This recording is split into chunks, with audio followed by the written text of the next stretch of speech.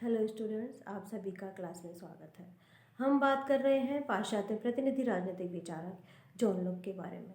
इससे पूर्व की क्लास में हमने जॉन लॉक की विचारधारा में व्यक्तिवाद के तत्वों का उल्लेख किया था, उनके बारे में बात करी थी।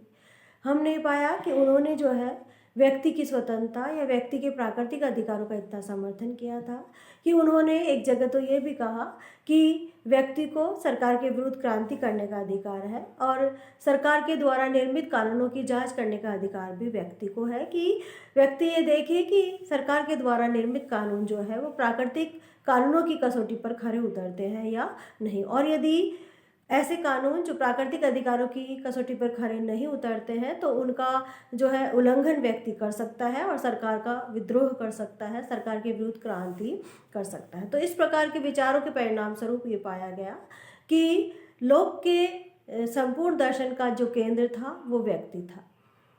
आज हम बात करेंगे विभिन्न राजनीतिक विद्वानों द्वारा जॉन लॉक की गई आलोचनाओं के बारे में। लॉक की आलोचना, सबसे पहली आलोचना जो है वो है प्राकृतिक अवस्था का चित्रण भ्रमपूर्ण। अर्थात जॉन लॉक के द्वारा प्राकृतिक अवस्था के बारे में ये चित्रण किया गया था कि प्राकृतिक अवस्था नैतिक थी, सामाजिक थी, शांत थी और सभी व्यक्ति एक दूसरे के अधिकारों का सम्मान करते थे। प्राकृतिक अधिकारों की अवस्थिति थी, प्राकृतिक कानूनों की अवस्थिति थी और सभी व्यक्ति उनका सम्मान करते हुए एक दूसरे के अधिकारों का सम्मान करते थे। तो लॉक की इस विचारधारा के बारे में कहा जाता है कि उनके द्वारा जो प्राकृतिक अवस्था का जो चित्रण किया गया था वो भ्रमपूर्ण था, क्योंकि ऐसा वास्तविक रूप से नहीं पाया गया। ये जो चित्रण था वो ऐतिहासिक और दार्शनिक दोनों ही दृष्टि से गलत है और उनके बारे में ये कहा जाता है कि उनके द्वारा जो प्राकृतिक अवस्था का चित्रण किया गया था वो हॉब्स से भी ज़्यादा जो है नकली सिद्ध होता है या अवास्तविक सिद्ध होता है। इसके साथ साथ आलोचकों ने यह भी कहा कि यदि उन्होंने प्राकृतिक अवस्था को इतना आदर्श माना या उनके अनुसार प्राकृतिक अवस्था इतनी आदर्श स्थिति में थी तो फिर ऐसी स्थिति में समाज या राज्य नामक संस्थाओं की आवश्यकता ही क्या थी, राज्य नामक संस्थाओं का निर्माण की आवश्यकता ही क्यों पड़ी। तो इस प्रकार से कहा जा सकता है कि उनके द्वारा प्राकृतिक अवस्था का चित्रण जो था वो भ्रमपूर्ण था। वो जो है लोगों को भ्रम पैदा करने वाला था कि राज्य की आवश्यकता क्यों पड़ी, सरकार नामक संस्थाओं की आवश्यकता क्यों पड़ी, जबकि लोग पहले से अनुशासित जीवन व्यतीत कर रहे थे, लोग पहले से नैतिक जीवन व्यतीत कर रहे थे। दूसरी जो आलोचना है वो है राज्य की स्थापना का उद्देश्य मात्र भौतिक नहीं है। अर्थात लॉक ने माना था कि राज्य की स्थापना का उद्देश्य जो है व्यक्ति की स्वतंत्रता की रक्षा करना है, व्यक्ति के अधिकारों का रक्षा करना है, व्यक्ति की संपत्ति की रक्षा करना है। जबकि आलोचकों का ये मानना है कि राज्य की स्थापना का उद्देश्य मात्र भौतिक नहीं है कि व्यक्ति भौतिक प्राणी है तो उसकी संपत्ति की रक्षा, उसके अधिकार और स्वतंत्रता की रक्षा ही जो है राज्य के द्वारा की जाएगी। लॉक ने कहीं भी नहीं माना कि राज्य की स्थापना का उद्देश्य जो है नैतिक है, अर्थात राज्य में न्याय और नैतिकता की स्थापना करना राज्य की स्थापना का उद्देश्य है। तो आलोचकों ने इस आधार पर भी आलोचना करी कि राज्य की स्थापना का उद्देश्य मात्र जो है भौतिक नहीं हो सकता, बल्कि राज्य की स्थापना का उद्देश्य राज्य में या समाज में सुव्यवस्था स्थापित करना है, नैतिकता स्थापित करना है, न्याय स्थापित करना है। तो इन उद्देश्यों को जो है लोक ने जो है उपेक्षा की इन उद्देश्यों की, और उन्होंने मात्र भौतिक लक्ष्य को ध्यान में रखकर जो है राज्य के कार्यों का वर्णन किया है। फिर है प्राकृतिक अधिकारों की धारणा त्रुटिपूर्ण है। अर्थात लॉक ने प्राकृतिक अधिकारों के बारे में कहा था कि व्यक्ति को जो है 3 प्राकृतिक अधिकार जन्म के साथ प्राप्त होते हैं या प्रकृति प्रदत्त उसके ये अधिकार प्राप्त होते हैं: जीवन का अधिकार, स्वतंत्रता का अधिकार और संपत्ति का अधिकार। तो आलोचकों ने जो है ये कहा कि लॉक की इस प्रकार के प्राकृतिक अधिकारों की धारणा को स्वीकार नहीं किया जा सकता, क्योंकि उन्होंने जिस आधार पर प्राकृतिक अधिकारों पर बल दिया है उससे ये लगता है कि जैसे प्राकृतिक अधिकार जो है निरपेक्ष हो। तो इस प्रकार जो है आलोचकों ने उनके इन अधिकारों की धारणा को अस्वीकार करते हुए सेबाइन ने कहा कि इस बात का कोई अनुभूति सिद्ध प्रमाण नहीं दिया जा सकता कि सामाजिक तथा राजनीतिक संबंधों से अलग भी व्यक्ति के जीवन, स्वतंत्रता तथा संपत्ति के प्राकृतिक अधिकार होते हैं। अर्थात सेवाएं ने कहने का प्रयास किया कि सामाजिक और राजनीतिक संबंधों के परिणाम स्वरूप ही व्यक्ति के अधिकारों को स्वीकृति प्राप्त होती है और उससे अलग जो है व्यक्ति के कोई अधिकार, प्राकृतिक अधिकार या जन्म के साथ कोई अधिकार प्राप्त नहीं होते हैं। फिर है संपत्ति संबंधी विचार असंगतपूर्ण।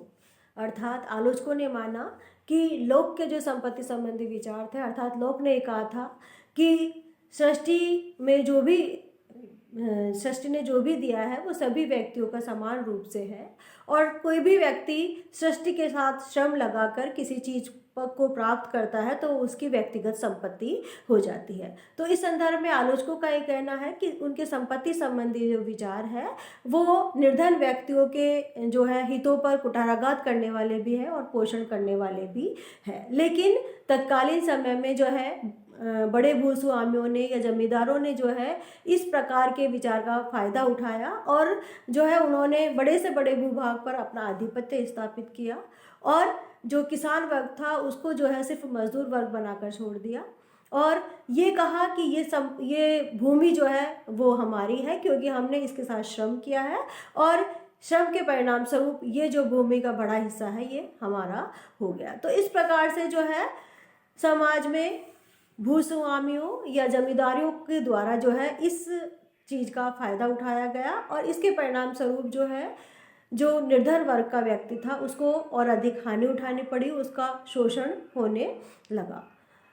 19वीं शताब्दी में इसी सिद्धांत के आधार पर मार्क्स ने जो है वो साम्यवादी विचारधारा को अपनाया और उन्होंने कहा कि जो पूंजीपति वर्ग है उन्होंने उनकी जो संपत्ति है वो गलत है, उन्होंने संपत्ति पर जो है अवैध रूप से कब्जा किया है और उनकी जो संपत्ति है वो चोरी की है। फिर है निरंतर क्रांति की आशंका। अर्थात अगली जो आलोचना है लॉक की वो यह है कि उनकी विचारधारा के परिणाम स्वरूप निरंतर क्रांति की आशंका बनी रहती है क्योंकि उन्होंने जो है इस बात का समर्थन किया था कि प्रत्येक व्यक्ति जो है उसको ये अधिकार है कि वो सरकार के किसी भी कार्य का विरोध कर सकता है, सरकार के किसी भी कार्य के विरुद्ध क्रांति कर सकता है। उन्होंने इस बात का भी समर्थन किया था या इस बात का भी जो है व्यक्ति को अधिकार प्रदान किया था कि यदि व्यक्ति या व्यक्ति समूह को ये लगता है कि सरकार के द्वारा निर्मित कानून प्राकृतिक कानून के अनुसार सही नहीं है या प्राकृतिक कानूनों की कसौटी पर खरे नहीं उतरते हैं तो ऐसी स्थिति में व्यक्ति जो है उन कानूनों की अवहेलना कर सकता है और राज्य के विरुद्ध क्रांति कर सकता है। तो इस प्रकार से क्रांति का अधिकार जब लॉक ने व्यक्तियों को दिया तो आलोचकों का ये मानना है कि इस प्रकार के अधिकार के परिणाम स्वरूप जो है राज्य में कभी भी शांति व्यवस्था स्थापित नहीं हो सकती बल्कि निरंतर क्रांति की आशंका बनी रहती है और सरकार का स्थायित्व जो है वो भी खतरे में पड़ जाता है। अगली आलोचना है राजसत्ता विभाजित नहीं होती है। अर्थात उस समय जबकि राजतंत्रात्मक शासन व्यवस्थाएं प्रचलित थी और समस्त शासन की समस्त शक्ति जो है वो एक ही व्यक्ति के हाथों में निहित हुआ करती थी, विधायी शक्ति, कार्यपालिका शक्ति और न्यायपालिका शक्ति। उस समय जो है लॉक ने राजसत्ता या शक्ति विभाजन के सिद्धांत का प्रतिपादन किया था। उन्होंने कहा था कि विधायी और कार्यपालिका शक्ति, विधायी और न्यायपालिका शक्ति जो है अलग अलग होनी चाहिए या अलग अलग उसका केंद्र जो है वो अलग अलग होना चाहिए क्योंकि उनका ये मानना था कि यदि विधायी और न्यायिक शक्ति एक व्यक्ति के हाथों में होती तो क्या होगा कि जो व्यक्ति कानून बनाता है वही उसकी व्याख्या करेगा, तो ऐसी स्थिति में निरंकुशता का जन्म होता है, ऐसी स्थिति में जो है अव्यवस्था का जन्म हो सकता है या अनैतिकता का जन्म हो सकता है। तो इस संदर्भ में उन्होंने बात कही थी। हालांकि ये चीज़ जो है वर्तमान प्रजातांत्रिक युग में सही साबित होती है और हमने आज शक्ति विभाजन के सिद्धांत को अपनाया भी है, लेकिन उस समय आलोचकों ने ये माना कि इस तरह से राजसत्ता का विभाजन नहीं हो सकता। फिर है वैधानिक राजसत्ता को कोई महत्व नहीं। अर्थात लॉक ने जो है उस समय वैधानिक राजसत्ता को कोई महत्व नहीं दिया था। अर्थात उन्होंने प्राकृतिक कानूनों को महत्व दिया था और प्राकृतिक कानूनों के अनुसार जो है सरकार को कार्य करने के लिए निर्देशित किया था। उन्होंने वैधानिक राजसत्ता को महत्व नहीं दिया था। इस संबंध में गिलक्राइस्ट का कहना है कि हॉब्स ने राजनीतिक सत्ता को अस्वीकार करते हुए वैधानिक सत्ता का प्रतिपादन किया था। लॉक ने राजनीतिक सत्ता की शक्ति को स्वीकार किया पर वैधानिक राजसत्ता को मान्यता नहीं दी है। लॉक यह देखने में भी असफल रहा कि क्रांति चाहे कितनी भी वांछनीय हो, कभी वैध नहीं होती है। अर्थात गिलक्रास्ट का ये कहना है कि जहाँ पर हॉब्स ने राजनीतिक सत्ता को अस्वीकार करते हुए वैधानिक सत्ता का प्रतिपादन किया था, अर्थात संप्रभु शक्ति या संप्रभुता को महत्व उन्होंने दिया था, वहीं पर लॉक ने जो है संप्रभुता की कोई बात नहीं कही। उन्होंने राजनीतिक सत्ता को महत्व दिया और राजनीतिक सत्ता की शक्ति को स्वीकार किया। तो इस प्रकार ये आलोचना ये कही जा सकती है कि उनके द्वारा वैधानिक सत्ता को मान्यता प्रदान नहीं की गई है, जबकि वैधानिक सत्ता को मान्यता प्रदान करने से ही जो है राजनीतिक सत्ता पर नियंत्रण रहता है। इसके साथ साथ आलोचकों ने यह भी कहा कि लॉक यह भी देखने में असफल रहा कि क्रांति चाहे कितनी भी जरूरी हो, लेकिन वो वैध कभी भी नहीं हो सकती।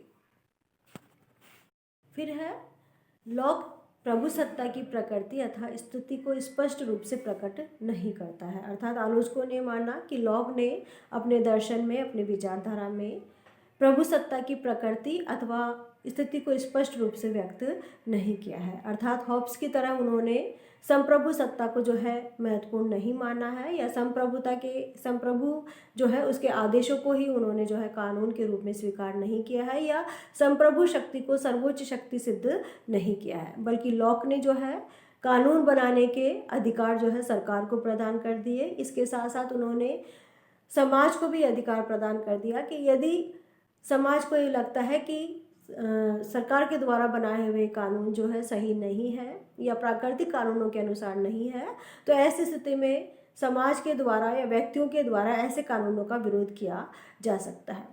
तो इस प्रकार से लोग जो है प्रभु सत्ता की प्रकृति और स्थिति को स्पष्ट नहीं कर पाए। आगे है, निष्कर्ष तौर पे कहा जा सकता है कि इन आलोचनाओं के होते हुए भी राजनीतिक विचारों के इतिहास में लॉक के विचारों का स्थायी महत्व है। लॉक के विचारों में हॉब्स की प्रखर तर्क शक्ति या प्लेटो जैसी भावनाओं की उन्मुक्त उड़ान नहीं है, फिर भी राजदर्शन को उसके अनुदाय निश्चित रूप से बहुत ही अधिक महत्वपूर्ण है। अर्थात निष्कर्ष तौर पे ये माना जा सकता है कि लॉक चाहे हॉब्स की तरह तर्कवादी नहीं था या उसके विचारधारा में तर्क शक्ति नहीं थी, और ना ही वो प्लेटो की तरह जो है आदर्श भावना रखते हुए या आदर्शवादी विचारधारा रखते हुए अपने सिद्धांतों का निर्माण करता है। इसके बावजूद भी जो है लॉक की जो देन थी राजनीतिक दर्शन को या राजनीतिक विचारधारा को, वो बहुत ही महत्वपूर्ण है। तो इस प्रकार से आज का आपका टॉपिक पूरा हुआ। अब हम कल देखेंगे लॉक के अनुदाय के बारे में या उनकी देन के बारे में राजनीतिक दर्शन को। एक बार मैं आपको सारी स्लाइड दिखा देती हूँ।